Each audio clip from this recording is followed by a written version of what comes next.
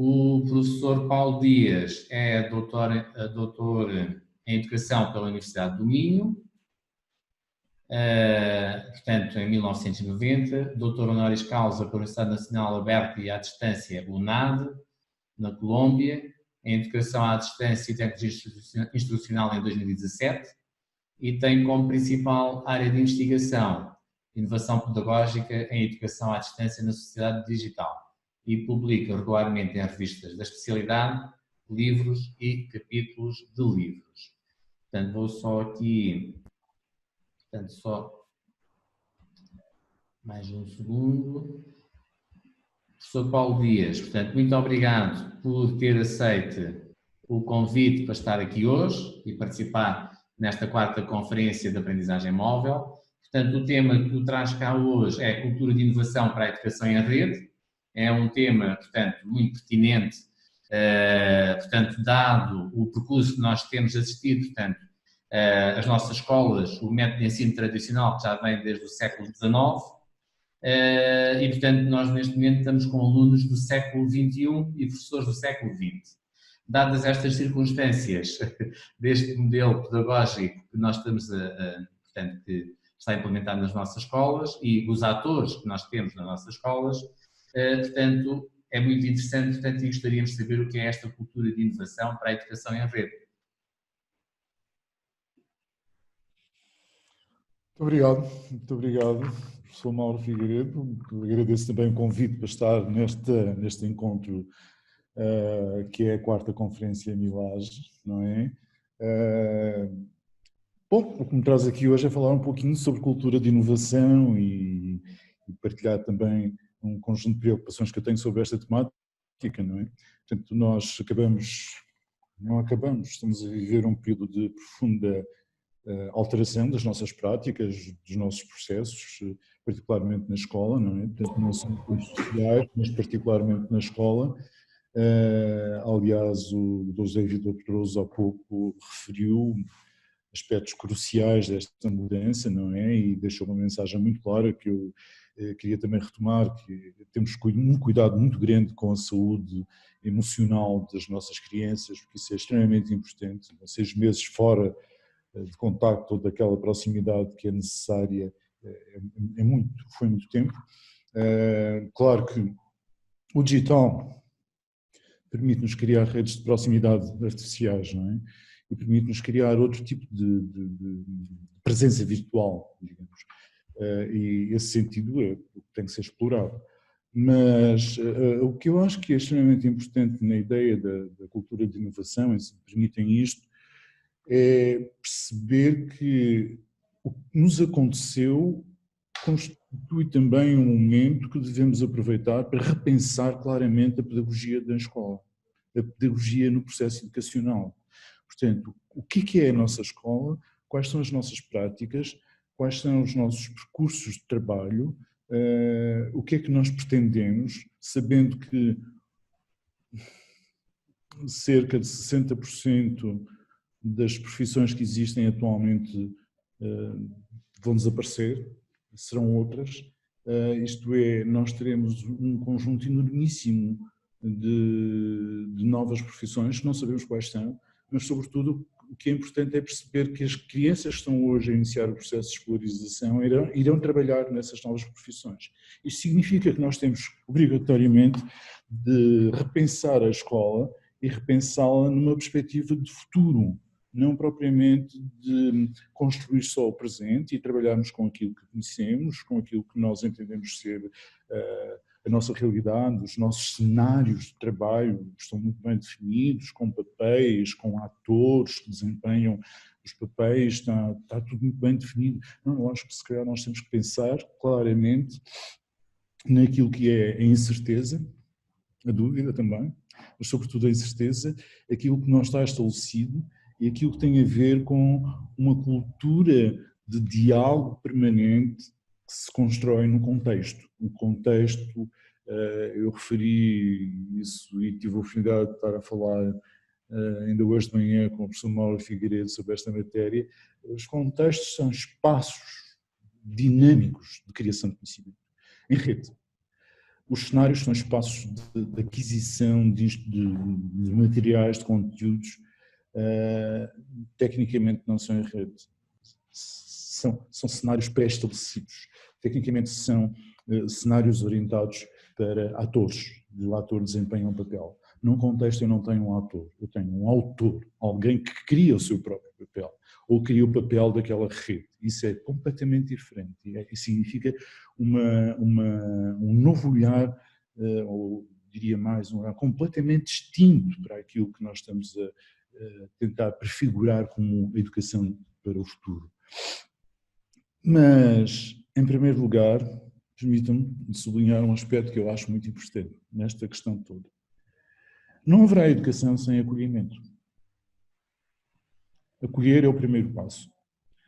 Acolher é o primeiro passo para construir a inclusão, mas, sobretudo, para receber aquele que vem na minha comunidade e dizer-lhe que a minha comunidade é também a comunidade dele.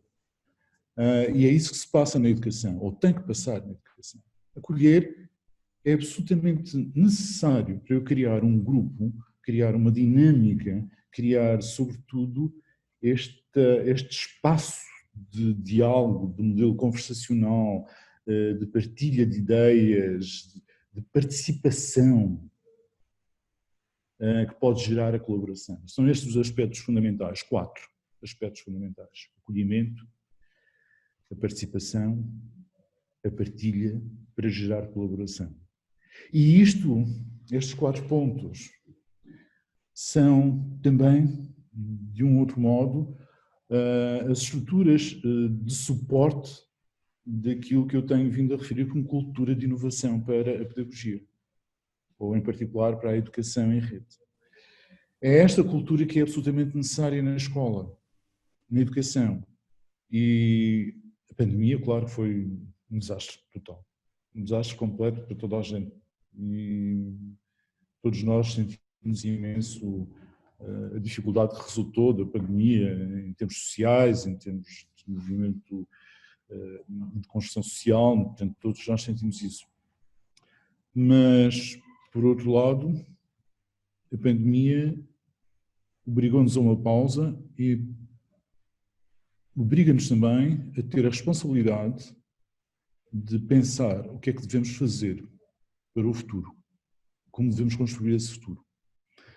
Porque a imprensa repete muitas vezes o voltar à normalidade, ou o que é a nova normalidade.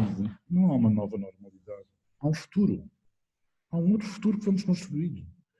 Não estamos aqui quando eu digo uma nova normalidade, ou quando se diz uma nova normalidade, é ter como referência o passado. Não é isso que nos interessa. Há um outro futuro, há um outro estar. Como é que vamos estar? Como é que vamos fazer? Será que a escola quer ser só presencial? Será que a escola não percebeu que é extremamente importante ter diferentes dimensões? Dimensões que são a distância, dimensões que são presenciais e obrigatórias estas. Reparem que a socialização é fundamental. Nós somos seres gregários, nós vivemos em comunidade, vivemos em sociedade e temos uma necessidade fundamental de construir relações entre pessoas. Portanto, isso é extremamente importante, está na nossa matriz de desenvolvimento. E a escola tem esse papel e vai ter que o manter.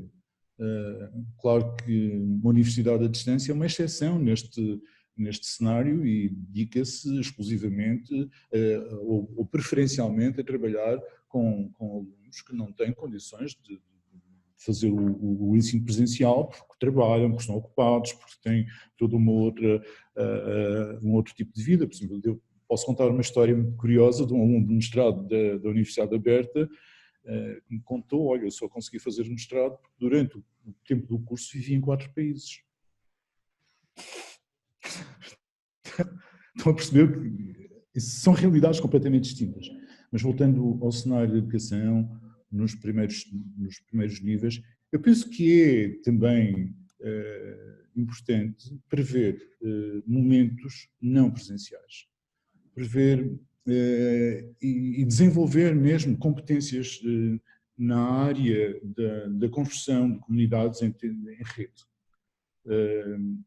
muito do nosso futuro será construído, se não todo, mas muito do nosso futuro será construído em rede, desenvolvendo o conhecimento em rede.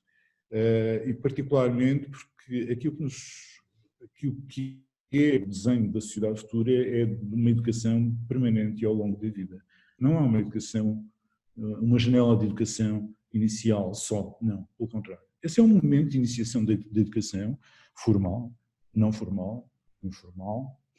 É o momento de contato com o sistema, mas aquilo que nós temos que ter também como preocupação central é perceber que sistema é que nós queremos ter. Um sistema normativo orientado para a negatividade, fechado, ou queremos ter um sistema orientado para a positividade, para a liberdade, que promova a liberdade de pensamento, promova a descoberta, o prazer da descoberta. E esta é a grande diferença entre uma educação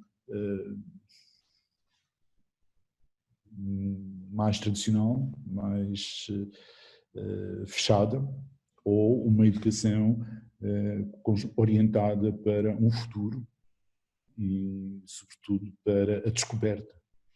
E o princípio da liberdade de educação como meio de construção dessa mesma descoberta e do desenvolvimento da pedagogia da descoberta, que é extremamente importante. Ken Robinson, por exemplo, fala-nos muito da escola normativa e ele utiliza imagens muito curiosas do modelo industrial, porque realmente, quer dizer, nós somos herdeiros, a nossa escola é herdeira de um pensamento industrial, ainda tem muito desse pensamento, há uma tentativa enorme de mudar, nós em Portugal temos desenvolvido uma série de iniciativas através de programas governamentais que promoveram mudanças fortes, desde o Minerva até agora, promoveram mudanças muito fortes na educação, com a introdução de equipamento. Nem toda a gente tem equipamento, é evidente. Ainda há pouco estava aqui a ver no bate-papo, há muitas pessoas que referem isso. Há alunos que não têm acesso a equipamento. Esse é um problema que terá que ser resolvido de outro modo, não é? Numa outra perspectiva. Mas o importante é desenvolver, por um lado, uma literacia tecnológica que permita a inclusão e que favoreça aquilo que há pouco eu referi como o acolhimento, porque a expressão maior do acolhimento é a inclusão cultural, social, tecnológica, é fundamental. Porque sem isto eu não poderei fazer partilha do que eu penso, não poderei participar num projeto de trabalho conjunto, mas sobretudo não poderei colaborar, e colaborar é um modelo base ou um modelo de sustentabilidade da pedagogia, da inovação. Portanto, esta passagem entre o cenário e o contexto é extremamente importante, porque aquilo para onde nos dirigimos são ambientes complexos, mas sustentados num modelo conversacional, sustentados num modelo da descoberta, mas sobretudo sustentados na criação de conhecimento em rede. O conhecimento só é válido quando construído em rede. Se eu tiver uma biblioteca muito grande, só minha, e não deixar entrar ninguém nessa biblioteca, isso não tem valor social nenhum. É isto que eu quero dizer. O importante do conhecimento em rede é que, no fundo, estamos a partilhar esse conhecimento e estamos a criar um sistema cognitivo social. Estamos a criar um pensamento social. E um pensamento que é orientado para a ação em termos sociais. A capacidade de alteração e de mudança da sociedade a partir do pensamento em rede é muito mais elevada do que no modelo tradicional. Que, no fundo, desenvolve conhecimentos em termos fechados. Portanto, e esta é a principal linha de alteração social e que nos levará naturalmente para aquilo que se pode definir como uma cultura de inovação para a educação em rede, que é a educação num modelo digital. Baseia-se, como eu digo, não num modelo normativo, fechado, com um currículo top-down, um currículo fechado, mas pelo contrário, num modelo que tende para a positividade, isto é, para um modelo de sociedade líquida, sem dúvida, mas sobretudo para aquilo que é um modelo de liberdade, de abertura e de promoção da cultura de inovação, promoção da descoberta, a procura como elemento fundamental. Claro que isto implica também, da parte do nosso aluno, um comprometimento muito grande, não é?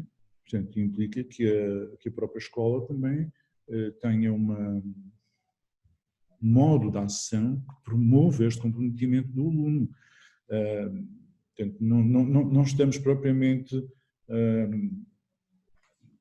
a tentar dizer que o que queremos é criar só um sistema de repetição, não é isso?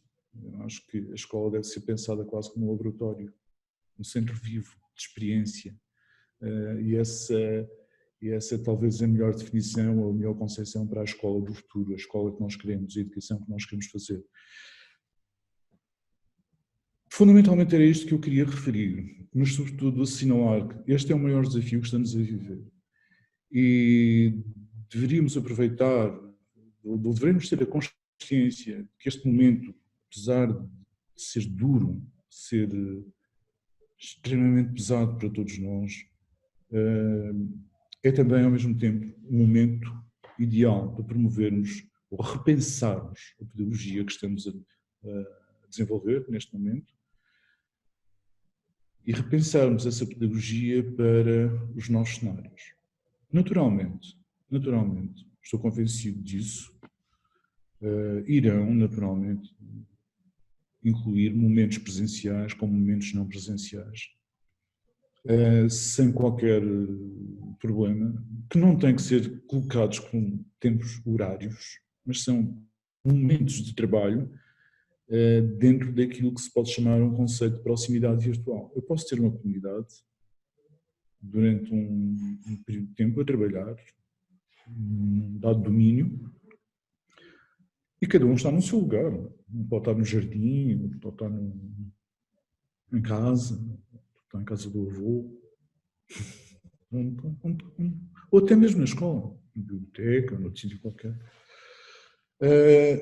E esse é um outro conceito, quer dizer, que eu acho que é importante. Portanto, nós não temos que estar permanentemente a pensar que a escola tem que estar formatada só naqueles tempos refletivos e naquele espaço todo. Ela pode ter outros momentos com maior liberdade, maior abertura. Claro que isto implica alterações profundas. Vamos levar muito tempo para fazermos tudo isto, mas o importante é termos a coragem de, e eu repito a palavra, coragem de pensar o futuro. É extremamente importante. Coragem para enfrentar os desafios do futuro e enfrentá-los de uma forma positiva, como desafios que são absolutamente necessários para desenvolvermos o pensamento para a construção ou a cultura de inovação na educação à distância e em rede, ou na educação do futuro. Eu penso que isto era o essencial que eu queria transmitir, porque as palestras neste ambiente são sempre complicadas, se falarmos muito tempo toda a gente fica um pouco maçada, portanto, e eu peço ao professor Mauro Figueiredo para, a partir de agora, conduzir-se assim, entenderem algumas perguntas, moderar o procedimento através de algumas questões que possam colocar. Temos aqui algumas questões que temos tempo ainda para falar um bocadinho, portanto a professora Isabel Leite. Eu estou a olhar para o relógio, quer dizer, isto já passou o tempo, não é? Mas não... Somos um bocadinho flexíveis. Ora bem, a professora Isabel Leite coloca aqui uma questão e talvez se apanhe as questões de seguida e depois o professor Paulo Dias vai respondendo pela ordem que entender. Tem aqui um Pedro Pimenta. Sim, temos aqui uma primeira da professora Isabel Leite que pergunta, idealmente a escola não pode ter o mesmo formato no primeiro ciclo, no secundário e no superior. Sim, não tem que ter não tem que ter o mesmo formato, naturalmente, não é? Estamos a falar de diferentes níveis de ensino, mas sobretudo estamos a falar de diferentes níveis de autonomia dos estudantes. É completamente distinto ter uma escola de primeiro ciclo ter um aluno do superior. Portanto, são aspectos completamente distintos e que se vão refletir naturalmente naquilo que serão concepções de espaços não presenciais quando existirem. Portanto, o que existe no ensino superior neste momento no domínio não presencial supõe um nível de autorregulação da aprendizagem por parte do aluno extremamente elevado. Quer dizer, não é outra coisa. O ensino à distância hoje em dia não é uma aula gravada, não há aulas gravadas, há tarefas, muitas tarefas. E, portanto, o conceito de aula gravada, aliás, o Dr. Zé Vitor Pedroso há pouco disse de uma maneira que eu achei muito interessante, era melhor se o professor tiver que dar a mesma aula 20 vezes, é para eu gravá-la e passa a ser um recurso educativo, que é um dos conceitos que nós temos hoje em dia. Portanto, é muito mais interessante utilizar a sala, portanto, isto quase que me leva para a pergunta que está a seguir, não é? É muito mais interessante utilizar a escola e a sala como um laboratório. Portanto,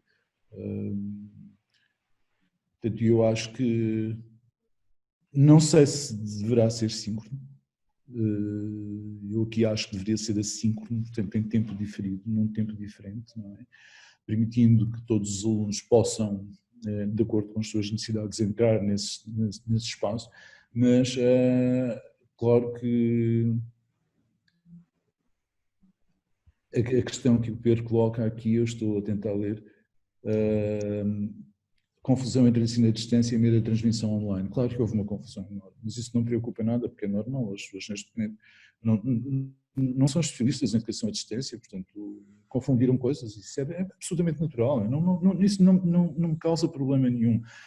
Copiar uma aula online, ou copiar uma aula presencial e passá-la para uma televisão como um grande procedimento, isso foi uma coisa que muita gente fez, muita gente gravou aulas e colocou-as e disponibilizou-as. Na educação à distância o objetivo não é exatamente esse. Claro que posso ter momentos síncronos em que estou a falar com os alunos, mas, por exemplo, permito-me informar que quando se fala de vídeos, situações gravadas, nós falamos de 5 minutos, hoje em dia. Portanto, não é 20, nem 30, nem uma hora. Quer passar um vídeo, é? Se é um filme de longa duração, vão para a sala de cinema. Mas se é uma matéria educativa que querem trabalhar, são 5 minutos no máximo. Estamos a falar de níveis de atenção, portanto, estamos a falar do sistema cognitivo, portanto, aquilo que é a capacidade perceptiva. Aliás, até numa própria conferência, portanto, como esta, quer dizer, a partir dos 20 minutos está toda a gente do outro lado já. Começa por 5, 10 minutos, a partir dos 10 a coisa já está mais ou menos, e aos 20 minutos está toda a gente do outro lado. Isso é o que se passa numa conferência normal. Portanto, o conferencista aí habitualmente começa a contar-nos anedotas, umas coisas assim, para ver se volta a apanhar aquilo tudo. Portanto, quando estamos a falar de ensino à distância, nós temos de ter claramente a percepção do que são os níveis de atenção e de autorregulação. E, portanto, há uma distância enorme entre níveis de alunos do primeiro ciclo e níveis de alunos do superior, ou adultos que estão no mercado de trabalho. E que têm motivações completamente distintas para estar nos espaços de ensino. Eu gostaria de sublinhar outra vez, eu considero que a escola deve ter como conceito base o princípio de um laboratório, de um centro de experimentação, para ser um contexto de criação de conhecimento, é? Ser dinâmico, ativo, que pode funcionar com jogos, pode funcionar com uma série de outras coisas, com imensas plataformas, mas sobretudo tem que ter esta capacidade de trabalho. E por acaso também, há uns tempos, estava a referir este assunto com uns colegas e assinalei o seguinte: a escola devia estar aberta à população adulta. A escola devia ter um papel mais ativo na formação contínua dos adultos. Curiosamente, era uma forma de promover uma aproximação entre as crianças e os adultos, e quase que uma espécie de tutoria de apoio. Mas, sobretudo, porque esses adultos iam a perceber-se do que é a realidade da escola de hoje, que é muito diferente da realidade da escola de hoje. E, por vezes, e esta é a minha palavra de apoio a todos os colegas que estão aqui a ouvir, portanto, vocês fazem um esforço enorme, enorme para mudar, e a grande resistência está do outro lado, nos pais, nos vossos alunos. Nem está tanto dentro da própria escola. Pode estar também, mas a grande resistência está nos pais que não entendem mudanças, por vezes, que são estruturais. E nós hoje estivemos aqui a falar, eu estive aqui a falar de coisas que são complicadas, portanto, são as profissões do futuro, quer dizer, é a construção de um currículo para um espaço vazio, que nós não sabemos qual é, não é? Portanto, nós estamos, fundamentalmente, aquilo que é necessário é desenvolver um currículo que seja capaz de criar instrumentos de pensamento, muito mais do que propriamente armazenar conhecimento. Eu, se tiver instrumentos de pensamento, posso resolver um problema desconhecido hoje e que vou ter que enfrentar amanhã. Se não tiver instrumentos de pensamento, eu amanhã vou olhar para o problema e não sei resolvê-lo. Não serei capaz de resolver. E o papel fundamental na cultura de inovação é exatamente esse, é promover uma pedagogia capaz de desenvolver instrumentos de pensamento que sejam ferramentas cognitivas e sociais para o dia da manhã. Está bem? Professor Mauro? Muito obrigado. Portanto, muito obrigado pela sua excelente intervenção e por estar disponível para estar aqui connosco hoje. Portanto, muito obrigado e parabéns pela excelente intervenção que fez.